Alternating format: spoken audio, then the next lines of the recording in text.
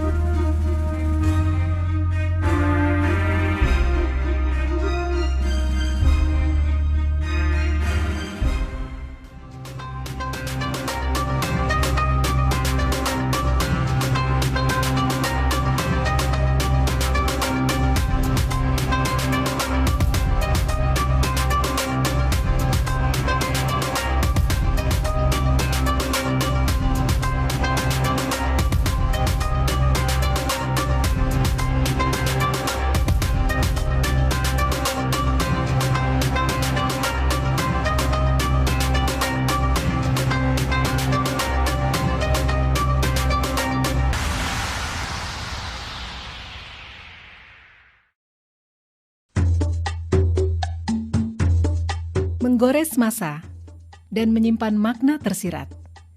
Saatnya kita kembali menengok warisan kekayaan Nusantara dari para leluhur. Salah satu warisan leluhur yang masih terjaga sampai saat ini dapat kita saksikan di kota Sengkang, sebuah kota di Kabupaten Wajo, Sulawesi Selatan. Secara sosiologis dan budaya, Kabupaten Wajo memiliki kekayaan budaya dan kekayaan alam yang menakjubkan. Di daerah ini ada Danau Tempe yang dikenal sebagai penghasil ikan air tawar.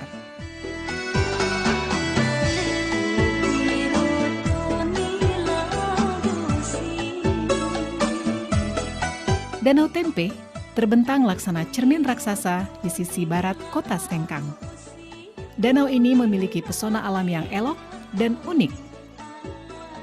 Perkampungan nelayan tradisional bernuansa Bugis berjajar sepanjang tepian danau. Berjarak 2 km arah timur kota Sengkang, dekat Danau Lampulung, terdapat kampung adat Attakae. Di sana terdapat bangunan duplikat rumah adat Wajo. Salah satu di antaranya, yang terbesar, adalah Seo Raja atau Istana Raja Latenri Bali.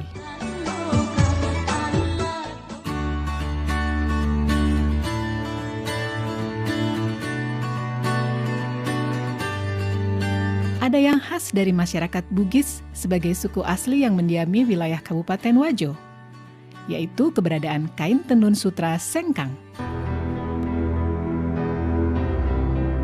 Menurut cerita turun-temurun dan beberapa literatur, kain tenun sutra Sengkang telah ada sejak ratusan tahun silam.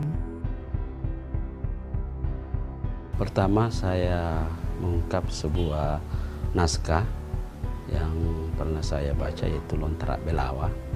Di situ pertama kali saya temukan kata-kata sutra. Di situ antara perkawinan anak kaji dari Luwu dengan Iswari dari Mancapai. Nah, di situ juga saya temukan kata-kata di dalam lontera, kata-kata Sengkang. Nah, lalu ini putri dari Mancapai dengan perkawinannya dengan anak Haji dari Luwu, maka diberikan kekuasaan di 4 daerah, yaitu Tempe, Singkang, Tampangi, dan Wage. Nah, disitulah awalnya kita mengenal, sudah mulai kenal nama Sutra. Tenun ini sudah ada sejak abad ke-14 di Kabupaten Wajo ini. Namun pada saat itu terbatas pada pembuatan untuk pemakaian sendiri, bukan untuk komoditi dagangan. Misalnya seseorang ingin melakukan hajatan pernikahan, terutama pada acara-acara pernikahan, itu biasanya anak-anak perempuan itu diminta atau disuruh oleh orang tuanya untuk menenun sarung, apakah untuk dipakai dia sendiri ataukah untuk orang tuanya.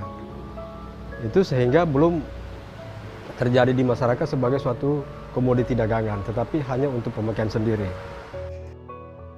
Sejarah tentang tenun sutra Sengkang tidak dapat dipisahkan dari peran perempuan Bugis dalam keluarga. Orang tua suku Bugis di zaman dulu menjadikan tenun sutra sebagai salah satu cara dalam mendidik anak perempuan mereka.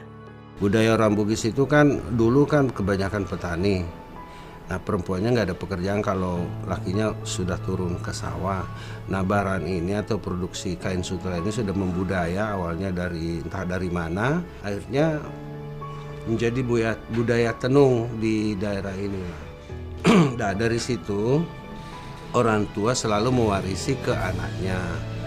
Jadi ada cerita bahwa orang Bugis itu, khususnya orang Wajo, kalau tidak pintar menenun, artinya belum sempurna lah. Kedua, ceritanya kalau ada orang luar yang meminang orang Bugis Wajo, dilihat dari hasil kerja tenunnya itu. Kalau memang hasil kerja tenunnya itu bagus, berarti orangnya sudah sempurna atau sudah, ya boleh dikata cantik apa segala begitu. Jadi penilaiannya tergantung dari karyanya untuk yang penenun sutra ini tadi.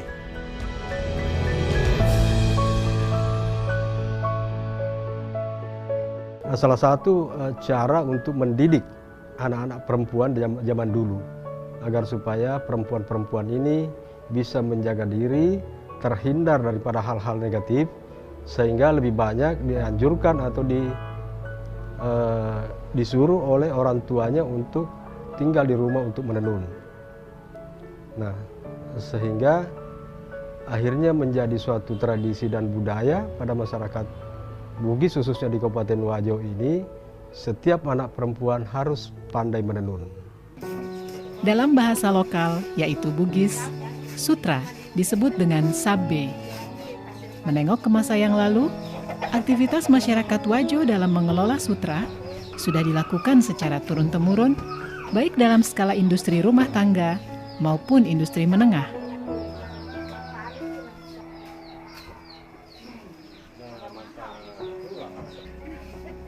Proses pembuatan kain sutra membutuhkan waktu yang cukup lama dan melibatkan sedikitnya 15 orang dalam satu kali tahapan pembuatan kain.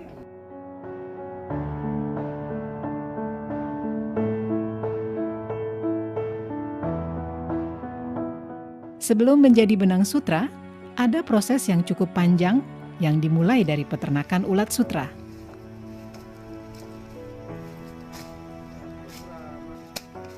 Proses ini mulai dari pemeliharaan ulat sutra, proses menjadi kokon, hingga akhirnya menjadi benang sutra yang siap ditenun menjadi sehelai kain. Kita dapat telur dari Verhutani sesuai dengan pesanan. Contoh ini tempat telurnya dan menetas, misalnya penetasan tanggal 1. Ini menetas baru 3 hari makan, dikasih makan dengan daun murbei. Ada memang khusus daun murbei itu. Baru 3 hari makan, baru ada instar pertama, artinya tidur. Instar pertama itu 2 kali 24 jam. Ulatnya tidur itu tidak makan. Baru setelah instar pertama makan lagi selama 2 hari. Masuk instar 2. Begitu seterusnya sampai instar 4. Ini sudah masuk instar 5. Artinya ini masuk untuk proses pengokonan. Tinggal 3 hari proses pengokonan. Dia akan membungkus dirinya jadi kepompong. Itu seratnya, dia mengeluarkan air liur dari mulutnya, bikin bundaran untuk membungkus dirinya. Dan bundaran itulah disebut kokon, dan itulah yang menjadi sutra.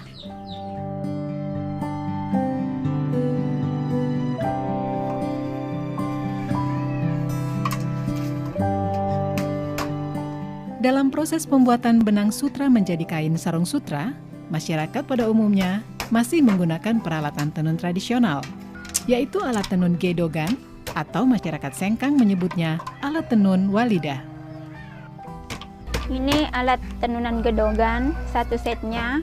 Ini pertama alat gunungan benang, baru ini alat penindis untuk menekan benang bawah, baru ini tali untuk alat pembantu untuk benang bawah. Ini sisir, alat untuk mengatur lusi. Ini juga walidah, alat untuk merapatkan benang pakan. Ini teropong, alat untuk memasukkan benang pakan. Dan ini wakangang, alat untuk gulungan kain. Perkembangan teknologi yang datangnya dari tanah Jawa berpengaruh terhadap proses pembuatan tenun sutra di sekitar tahun 1950 dan membuat sebagian proses pembuatan dengan alat tenun gedogan beralih menjadi alat tenun bukan mesin.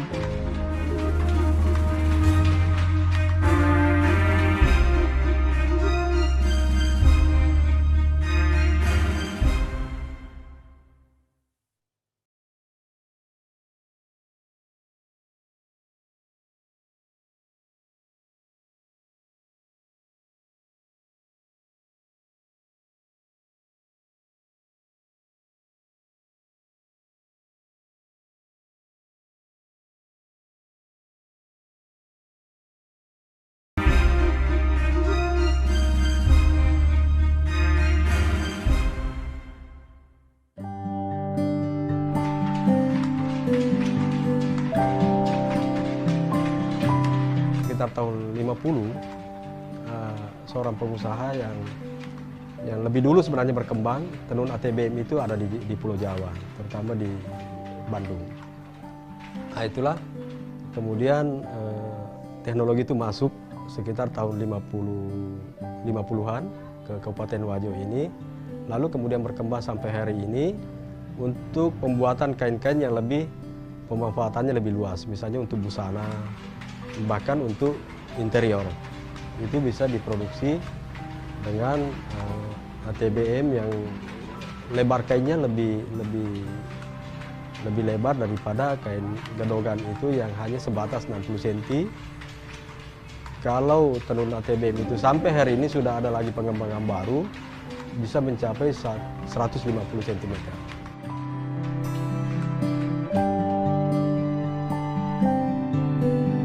Keberadaan kain tenun sutra Sengkang tidak dapat dipisahkan dari kehidupan sehari-hari masyarakat Wajo. Bahkan di tahun 70-an, tenun sutra seolah mempunyai keistimewaan tersendiri saat hari raya tiba. Tidak hanya itu, sutra Sengkang mempunyai nilai simbolik yang sangat tinggi dalam menerjemahkan hubungan suami istri dalam kehidupan masyarakat Wajo. Secara tradisi kita lihat orang yang baru kawin itu ya, sebelum duduk di pelaminan maka harus dimasukkan dalam satu sarung yang artinya bahwa dia itu harus rapat ikatannya dan tidak ada yang sudah mengikat dalam rumah tangganya bagaikan orang di dalam sarung, tidak boleh mengungkap rahasia rumah tangganya walaupun kepada siapa karena sudah masuk dalam satu sarung. Lalu sarung itu dijahit dalam artian sebagai simbolik, itu tidak ada lagi yang akan membicarakan rahasia, kelemahan dan kelebihan di dalam rumah tangga itu. Tahun 70-an saya masih dengar semua orang kalau lebaran pasti pakai sarung sutra. Kalau hari lebaran itu bunyinya sarung sutra, kalau di masjid orang berdiri untuk salat semua pasti terbunyi kedengaran sebagai kain sutra. Dan saat itu juga orang pada pakai sutra sebagai pakaian salat Idul Fitri. Lalu yang kedua yang saya lihat, orang Wajo itu biar sebagai ibu rumah tangga, dia memenuhi kebutuhan suaminya, memasak, memelihara anak. Juga dia masih melakukan aktivitas itu dan tidak ada yang terabaikan, semua jadi. Kain tenun sutra sengkang mempunyai ciri khas yang membedakannya dengan tenun sutra dari daerah lain, yaitu warna yang terang dan mencolok. Warna kain tenun ini pun menjadi makna tertentu dan penanda tersendiri dalam kehidupan masyarakat Wajo. Kalau berbicara masalah warna, memang ada peruntukan-peruntukan tertentu bagi pemakaian warna itu. Misalnya saja seorang gadis itu biasanya memakai sarung baloreni, kotak-kotak kecil dan halus, dan terdiri dari warna tua muda. Pada umumnya memakai warna pink terang dengan pink muda, ataukah hijau daun dengan hijau muda, dan seterusnya. Berbeda kalau perempuan itu sudah berkeluarga, itu juga memiliki ciri warna tertentu, ataupun laki-laki yang masih lajang belum menikah. Nah, sehingga pemanfaatan sarung itu pada zaman-zaman yang lampau, pada umumnya keluarga-keluarga jika menghadiri undangan membawa serta keluarga-keluarganya. Jika suatu keluarga memiliki anak laki-laki, itu dibawa serta dalam suatu acara pesta pernikahan, dan dipakaikanlah sarung yang menandakan bahwa si anak ini masih bujang. Di keluarga lainnya juga mungkin membawa anak gadisnya yang juga memakai sarung yang menandakan bahwa dia masih masih gadis. Ya, sehingga kadang-kadang terjadi perjodohan setelah acara itu, karena pada saat berkumpul orang-orang sudah bisa melihat, oh si keluarga ini memiliki anak laki-laki yang masih bujang, keluarga ini masih memiliki anak yang masih gadis. Jadi ada warna khusus untuk kalangan bangsawan, warna hijau karatong, kalau di sini kan hijau datu, itu dikhususkan untuk kalangan bangsawan. Ada warna kuning, ada warna merah, ada warna ungu. Itu ada tempat-tempatnya bahwa kalau warna ini, kalangan ini yang bisa, umur sekian yang bisa pakai. Itu dulu, tapi sebagian sekarang masih daerah di Tanah Bugis masih pertahankan itu. Sebagian juga tidak pertahankan lagi. Selain warna, motif khas kain tenun sutra sengkang juga menjadi ciri khas yang telah ada sejak ratusan tahun silam. Meski seiring berjalannya waktu, motif-motif ini mengalami modifikasi. Sebenarnya motif-motif yang tercipta itu tidak terlepas daripada karakter orang Bugis Wajo itu yang berada dalam pemerintahan yang demokratis, walaupun pemerintahan itu kerajaan. Itu yang tercipta di masyarakat karena begitu leluasanya, begitu bebasnya orang mencipta, sehingga tidak ada batasan bagi mereka seniman-seniman perajin tenun ini untuk mendapatkan inspirasi yang lebih luas lagi, yang kemudian diimplementasikan ataukah dibuat dalam bentuk motif pada tenunan itu. Yang mencirikan kekhasan daripada lipas sabbe atau sarung sutra sengkang itu, terletak pada tumpalnya. Tumpal itu biasanya berbentuk garis-garis vertikal ataupun berbentuk motif kembang, tetapi pada umumnya dan harus dalam hitungan ganjil. Misalnya kalau dia garis vertikal, hitungannya pasti selalu ganjil, dan di tengah-tengahnya ada garis yang lebih tebal yang disebut datu. Dalam bahasa Bugis, tumpal itu disebut kafala lipa.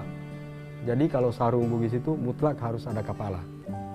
Di dalam kafala itu atau tumpal itu ada satu garis tebal yang disebut datu. Itu tidak boleh sama ukurannya dengan garis-garis yang ada di sampingnya. Begitupun sekalipun itu misalnya dalam bentuk kembang tumpalnya itu, misalnya modifikasi motif kotak, katakanlah ini balok tengah, kemudian tumpalnya berbentuk kembang-kembang kecil. Hitungannya selalu ganjil, 1, 2, dan 3. Tetapi dalam penempatan garisnya itu harus ada di tengah-tengahnya itu berbentuk garis besar atau lebih tebal ukurannya, lebih lebar ukurannya dibandingkan garis-garis yang ada di sampingnya. Ya, motif ini namanya balok makalu atau motif melingkar. Posisinya dalam posisi horizontal. Sarung ini diproduksi kurang lebih 50 tahun yang lalu. Jadi motif makalu ini menggambarkan hubungan antara manusia dengan manusia dalam kehidupan sehari-hari. Kalau dalam agama Islam disebut hablum minan nas. Motif ini namanya balok tetong atau motif vertikal. Ini menggambarkan hubungan antara manusia dengan Tuhannya. Jadi karena masyarakat Wajo adalah masyarakat yang religius, sehingga dalam penciptaan motifnya pun juga itu tergambarkan bahwa hubungan antara manusia dengan Tuhan itu juga sangat penting. Sehingga terciptalah balok tetong ini. Motif ini namanya balok reni atau motif kotak kecil. Biasanya peruntukannya untuk kaum perempuan. Filosofi daripada balok reni itu adalah kotak-kotak kecil yang berarti perempuan itu memiliki kehalusan baik dari perasaan, tingkah laku, dan lain sebagainya, dan penguasaannya pun juga berada pada lingkup kecil. Motif ini namanya balok lobang, biasa juga disebut surak laba. Artinya terdiri dari paduan motif-motif yang berbentuk kotak yang lebih besar. Motif ini namanya motif atau balok mapagiling. Teknik menenunnya dipadukan dua teknik sekaligus. Ini teknik tenun ikat dengan teknik subi. Subi ini biasanya dipakai pada teknik pembuatan motif lagosi atau kembang-kembang lainnya. Mirip dengan teknik songket yang digunakan di Sumatera ataupun Kalimantan.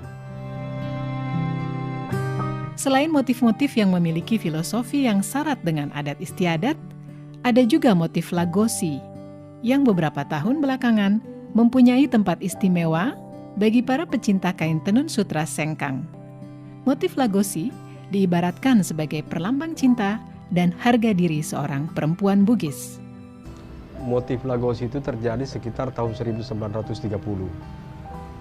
Ketika itu secara besar-besaran masyarakat Wajo, kaum lelakinya itu banyak yang merantau, seperti misalnya ke Malaysia, ke Sumatera, di Kalimantan, dan daerah-daerah lainnya. Nah, sehingga perempuan-perempuan yang ditinggal oleh suami untuk menjaga diri itu melakukan aktivitasnya kebanyakan di rumah dengan menenun. Dari situlah kemudian muncul inspirasi, kerinduan mereka akan kembalinya sang suami, maka ditenunlah motif-motif lagosi itu yang berbentuk setangkai kembang. Itu perlambang cinta yang terus dijaga sekalipun bertahun-tahun ditinggal oleh suami. Menjaga kesucian, menjaga harga diri seorang perempuan, saya kira di seluruh Indonesia adalah harga mati juga.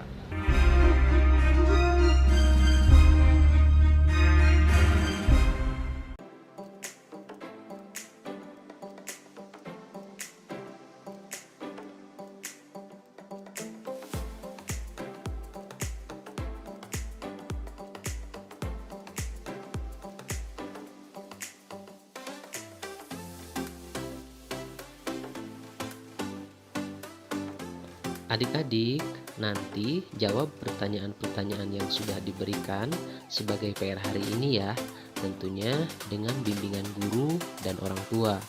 Sekarang tetap belajar dari rumah, rajin cuci tangan, dan jaga kesehatan agar kita mencegah penyebaran COVID-19. Sampai jumpa adik-adik. Assalamualaikum warahmatullahi wabarakatuh.